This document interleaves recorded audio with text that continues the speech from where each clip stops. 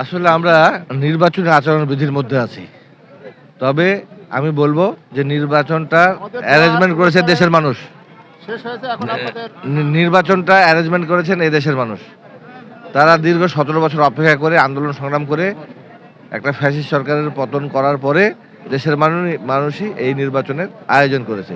সুতরাং দেশের মানুষ যেন ভোট দিতে পারে এই জন্য যারা সংশ্লিষ্ট তাদের প্রত্যেককে তৎপর থাকতে হবে।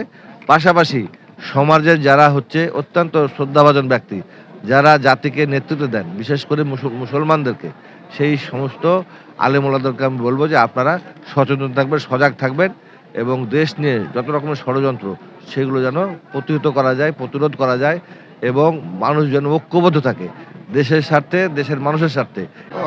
আজকে জাতীয়তাবাদী ওলামা দল আজকে বেগম খালেদা জিয়ার দোয়া অনুষ্ঠানে আমরা আহ্বান করেছিলাম এবং দেশের কল্যাণের জন্য দোয়া অনুষ্ঠান করেছিলাম, অন্য কিছু আমাদের না। এবং সামনে দিনের নির্বাচনে আমরা দোয়া করব, এটা যেন দেশের মানুষ ভালো থাকে এবং ভালো ভালো মানুষকে নির্বাচিত করতে পারে, এই জন্য আমরা আহ্বান করেছি সবাইকে। ওলামা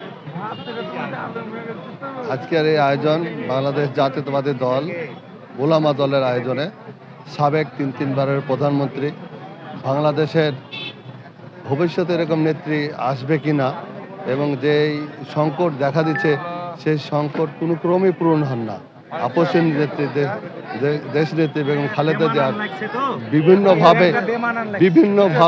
বিভিন্নভাবে মুসলমানের ধর্মভীরু যারা ইমাম মুয়াজ্জেমেরা তাদের নিজের উদ্যোগে আজকের এই দোয়া হবে আল্লাহর কাছে তার রুহের মাগফিরাত কামনা করেছে এবং সমস্ত পরিবারের প্রতি সমবেদনা জ্ঞাপন করতে এবং আগামী বাংলাদেশে যে ষড়যন্ত্র চলছে সেই ষড়যন্ত্র ইমামরা মোকাবেলা করবেন, এই আশায় আজকের এই দোয়া।